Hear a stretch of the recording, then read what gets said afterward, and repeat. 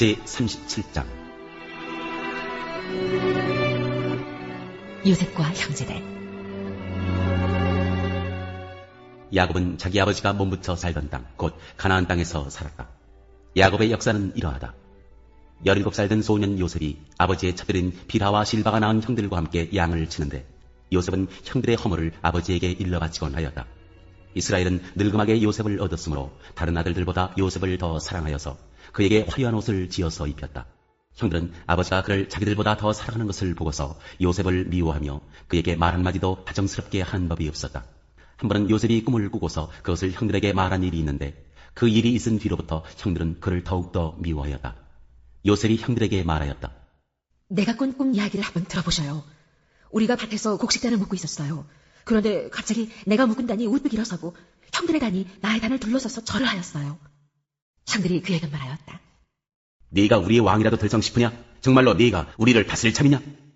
형들은 그의 꿈과 그가 한 말 때문에 그를 더욱더 미워하였다. 얼마 뒤에 그는 또 다른 꿈을 꾸고 그것을 형들에게 말하였다. 들어보셔요. 또 꿈을 꾸었어요. 이번에는 해와 달과 별 11개가 나에게 절을 했어요. 그가 아버지와 형들에게 이렇게 말할 때에 그의 아버지가 그를 꾸짖었다. 네가 꾼 그 꿈이 무엇이냐?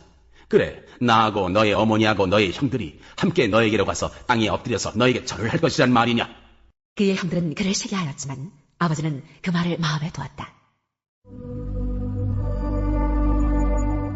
요셉이 이집트로 팔려가다. 그의 형들은 아버지의 양떼를 치려고 세겜 근처로 갔다. 이스라엘이 요셉에게 말하였다. 네가 알고 있듯이 너의 형들이 세겜 근처에서 양을 치지 않느냐? 내가 너를 너의 형들에게 좀 보내야겠다. 요셉이 대답하였다. 다녀오겠습니다. 이스라엘이 요셉에게 말하였다. 너의 형들이 잘 있는지, 양들도 잘 있는지를 가서 살펴보고 나에게 와서 소식을 전해다오. 그의 아버지는 헤브론 골짜기에서 그를 떠나보냈다. 요셉이 세겜에 도착하였다. 어떤 사람이 보니 요셉이 들에서 헤매고 있었다. 그가 요셉에게 물었다. 누구를 찾느냐? 요셉이 대답하였다. 형들을 찾습니다. 우리 형들이 어디에서 양을 치고 있는지 나에게 일러주시겠습니까? 그 사람이 대답하였다. 너의 형들은 여기에서 떠났다. 도단으로 가자고 하는 말을 내가 들었다. 그래서 요셉은 형들을 뒤따라가서 도단 근처에서 형들이 있는 곳을 알아냈다. 그런데 그의 형들은 멀리서 그를 알아보고서 그를 죽여버리려고 그가 그들에게 가까이 오기 전에 음모를 꾸몄다. 그들은 서로 마주보면서 말하였다. 야, 저기 꿈꾸는 녀석이 온다. 자, 저 녀석을 죽여서 아무 구덩이에나 던져놓고 사나운 들짐승이 잡아먹었다고 하자. 그리고 그 녀석의 꿈이 어떻게 되나 보자. 르우벤이 이 말을 듣고서 그들의 손에서 요셉을 건져내려고 그들에게 이렇게 말하였다. 목숨만은 해치지 말자. 피는 흘리지 말자. 여기 들판에 있는 구덩이에 그 아이를 던져놓기만 하고 그 아이에게 손을 대지는 말자. 르우벤은 요셉을 그들에게서 건져내서 아버지에게 되돌려보낼 생각으로 이렇게 말한 것이다. 요셉이 형들에게로 오자 그들은 그의 옷, 곧 그가 입은 화려한 옷을 벗기고 그를 들어서 구덩이에 던졌다. 그 구덩이는 비어있고 그 안에는 물이 없었다. 그들이 앉아서 밥을 먹고 있는데 고개를 들고 보니 마침 이스마엘 상인 한 떼가 길라앗으로부터 오는 것이 눈에 띄었다. 낙타에다 향품과 유향과 모략을 싣고 이집트로 내려가는 길이었다. 유다가 형제들에게 말하였다. 우리가 동생을 죽이고 그 아이의 피를 덮는다고 해서 우리가 얻는 것이 무엇이냐? 자, 우리는 그 아이에게 손을 대지는 말고 차라리 그 아이를 이스마엘 사람들에게 팔아넘기자. 아무래도 그 아이는 우리의 형제요, 우리의 피부치이다. 형제들은 유다의 말을 따르기로 하였다. 그래서 미디안 상인들이 지나갈 때에 형제들이 요셉을 구덩이에서 꺼내어 이스마엘 사람들에게 은 20냥을 팔았다. 그들은 그를 이집트로 데리고 갔다. 르우벤이 구덩이로 돌아와 보니 요셉이 거기에 없었다. 그는 슬픈 나머지 옷을 찢고서 형제들에게 돌아와서 말하였다. 그 아이가 없어졌다. 나는 이제 어디로 가야 한단 말이냐? 그들은 수렴소 한 마리를 죽이고 요셉의 옷을 가지고 가서 거기에 피를 묻혔다. 그들은 피 묻은 그 화려한 옷을 아버지에게로 가지고 가서 말하였다. 우리가 이 옷을 주었습니다. 이것이 아버지의 아들의 옷인지 잘 살펴보시기 바랍니다.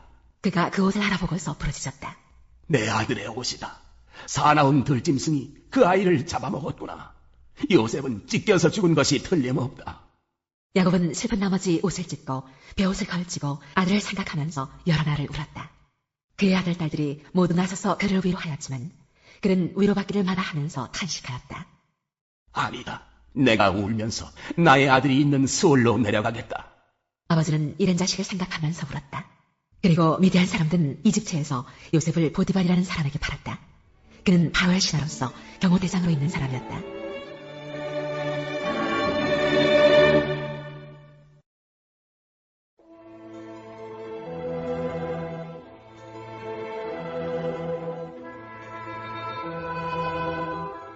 제7장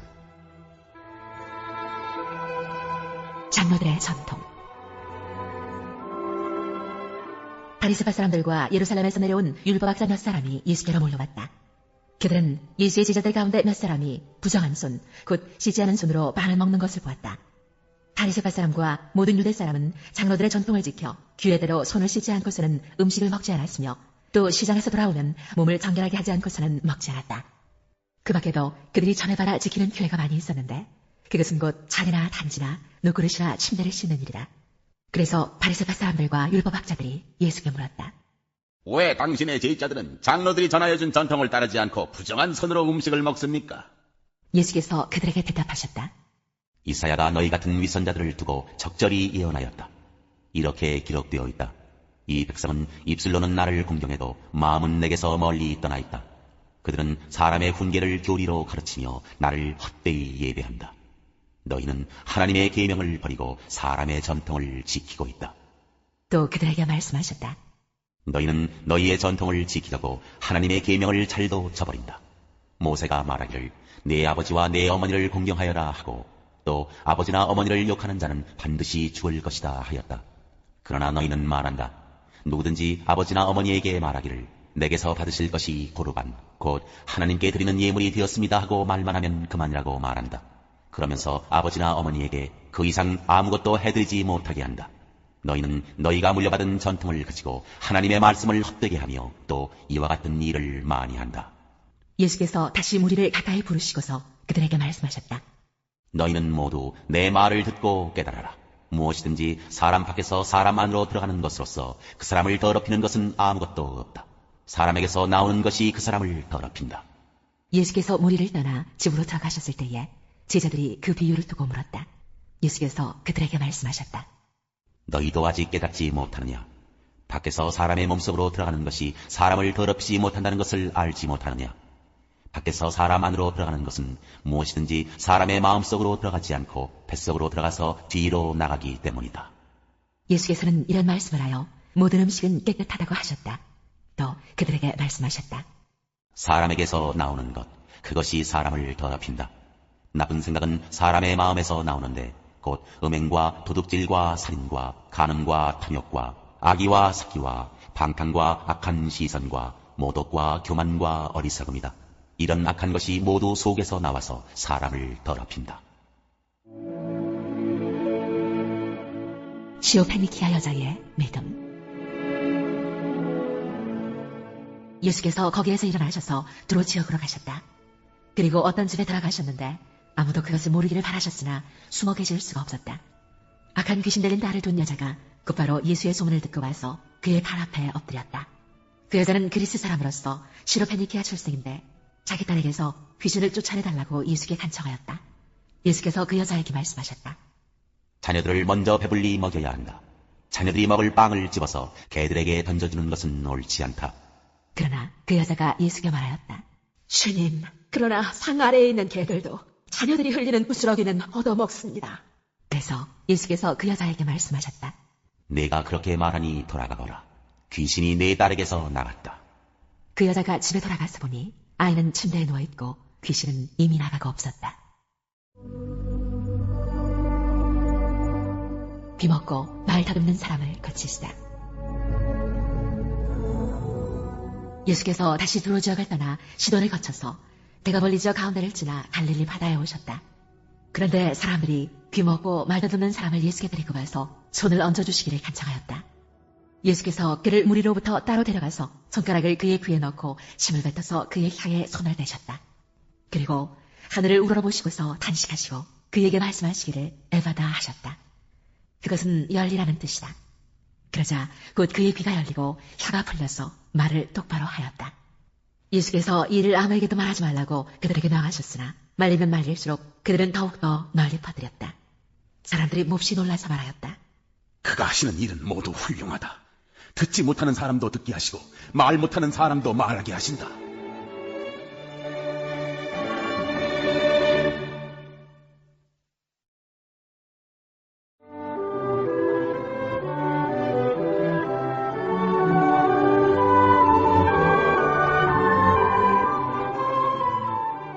제3장. 욥이 하나님께 불평하다. 드디어 욥이 말문을 열고 자기 생애를 저주하면서 울부짖었다. 내가 태어나던 날이 차라리 사라져버렸더라면, 남자아이를 배웠다고 좋아하던 그 밤도 망해버렸더라면, 그날이 어둠에 덮여서 높은 곳에 계신 하나님께서도 그날을 기억하지 못하셨더라면, 아예 그날이 밝지도 않았더라면, 어둠과 사망의 그늘이 그날을 제 것이라 하여 검은 구름이 그날을 덮었더라면, 낮을 어둠으로 덮어서 그날을 공포 속에 몰아넣었더라면, 그 밤도 흑암에 사로잡혔더라면, 그 밤이 아예 날수와 달수에도 들지 않았더라면, 그 밤이 아무도 잉태하지 못하는 밤이었더라면, 아무도 기쁨의 소리를 낼 수 없는 밤이었더라면, 주문을 외워서 바다를 저주하는 자들이, 리오야단도 길들일 수 있는 마력을 가진 자들이 그날을 저주하였더라면, 그 밤에는 새벽 별들도 빛을 잃어서 날이 밝기를 기다려도 밝지를 않고 붕 트는 것도 볼 수 없었더라면 좋았을 것을. 어머니의 태가 열리지 않아 내가 태어나지 않았어야 하는 건데, 그래서 이 고난을 겪지 않아야 하는 건데, 어찌하여 내가 모태에서 죽지 않았던가? 어찌하여 어머니 배에서 나오는 그 순간에 숨이 끊어지지 않았던가? 어찌하여 나를 무릎으로 받았으며 어찌하여 어머니가 나를 품에 안고 젖을 물렸던가? 그렇게만 하지 않았더라도 지금쯤은 내가 편히 누워서 잠들어 쉬고 있을 텐데, 지금은 폐허가 된 성읍이지만 한때 그 성읍을 세우던 세상의 왕들과 고관들과 함께 잠들어 있을 텐데, 금과 은으로 집을 가득 채운 그 통치자들과 함께 잠들어 있을 텐데, 낙태된 피덩이처럼 살아있지도 않을 텐데, 햇빛도 못 본 피덩이처럼 되었을 텐데, 그것은 악한 사람들도 더 이상 소란을 피우지 못하고 삶에 지친 사람들도 쉴 수 있는 곳인데, 그것은 갇힌 사람들도 함께 평화를 누리고 노예를 부리는 감독관의 소리도 들리지 않는 곳인데, 그것은 낮은 자와 높은 자의 구별이 없고 종까지도 주인에게서 자유를 얻는 곳인데, 어찌하여 하나님은 고난당하는 자들을 태어나게 하셔서 빛을 보게 하시고 이렇게 쓰디쓴 인생을 살아가는 자들에게 생명을 주시는가? 이런 사람들은 죽기를 기다려도 죽음이 찾아와 주지 않는다. 그들은 보물을 찾기보다는 죽기를 더 바라다가 무덤이라도 찾으면 기뻐서 어쩔 줄 모르는데, 어찌하여 하나님은 길 잃은 사람을 붙잡아 놓으시고 사방으로 그 길을 막으시는가? 밥을 앞에 놓고서도 나오느니 탄식이요 신음소리 그칠 날이 없다. 마침내 그렇게도 두려워하던 일이 밀어닥치고 그렇게도 무서워하던 일이 다가오고야 말았다. 내게는 평화도 없고 안정도 없고 안식마저 사라지고 두려움만 끝없이 밀려온다.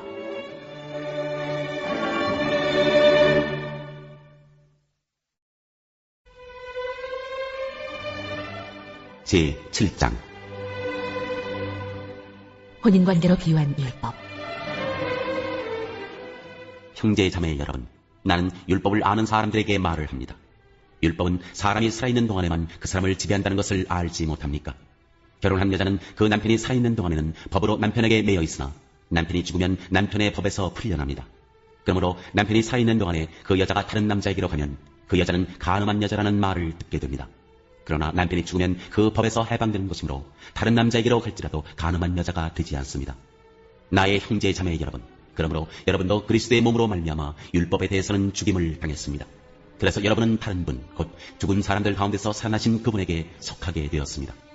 그것은 우리가 하나님을 위하여 열매를 맺게 하기 위함입니다.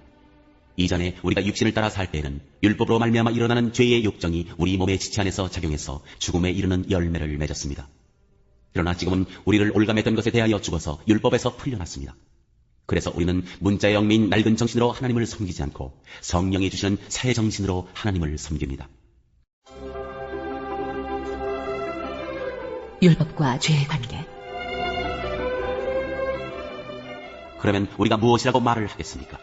율법이 죄입니까? 그럴 수 없습니다. 그러나 율법에 비추어보지 않았다면 나는 죄가 무엇인지 알지 못하였을 것입니다. 율법에 탐내지 말아라 하지 않았다면 나는 탐심이 무엇인지를 알지 못하였을 것입니다. 그러나 죄는 이 계명을 통하여 틈을 타서 내 속에서 온갖 탐욕을 일으켰습니다. 율법이 없으면 죄는 죽은 것입니다. 전에는 율법이 없어서 내가 살아있었는데 계명이 들어오니까 죄는 살아나고 나는 죽었습니다. 그래서 나를 생명으로 인도해야 할 그 계명이 도리어 나를 죽음으로 인도한다는 것이 드러났습니다. 죄가 그 계명을 통하여 틈을 타서 나를 속이고 또 그 계명으로 나를 죽였습니다. 그러므로 율법은 거룩하며 계명도 거룩하고 의롭고 선한 것입니다. 그러니 그 선한 것이 나에게 죽음을 안겨주었다는 말입니까? 그럴 수 없습니다.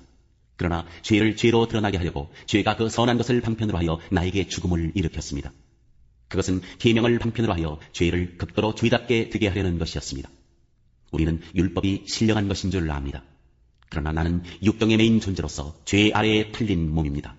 나는 내가 하는 일을 도무지 알 수가 없습니다. 내가 해야겠다고 생각하는 일은 하지 않고 도리어 해서는 안 되겠다고 생각하는 일을 하고 있으니 말입니다. 내가 그런 일을 하면서도 그것을 해서는 안 되겠다고 생각하는 것은 곧 율법이 선하다는 사실에 동의하는 것입니다. 그렇다면 그와 같은 일을 하는 것은 내가 아니라 내 속에 자리를 잡고 있는 죄입니다. 나는 내 속에 곧 내 육신 속에 선한 것이 깃들어 있지 않다는 것을 압니다. 나는 선을 행하려는 의지는 있으나 그것을 실행하지는 않으니 말입니다. 나는 내가 원하는 선한 일은 하지 않고 도리어 원하지 않는 악한 일을 합니다. 내가 해서는 안 되는 것을 하면 그것을 하는 것은 내가 아니라 내 속에 자리를 잡고 있는 죄입니다. 여기에서 나는 법칙 하나를 발견하였습니다. 곧 나는 선을 행하려고 하는데 그러한 나에게 악이 붙어 있다는 것입니다. 나는 속사람으로는 하나님의 법을 즐거워하나 내 지체에는 다른 법이 있어서 내 마음의 법과 맞서서 싸우며 내 지체에 있는 죄의 법에 나를 포로로 만드는 것을 봅니다. 나는 비참한 사람입니다.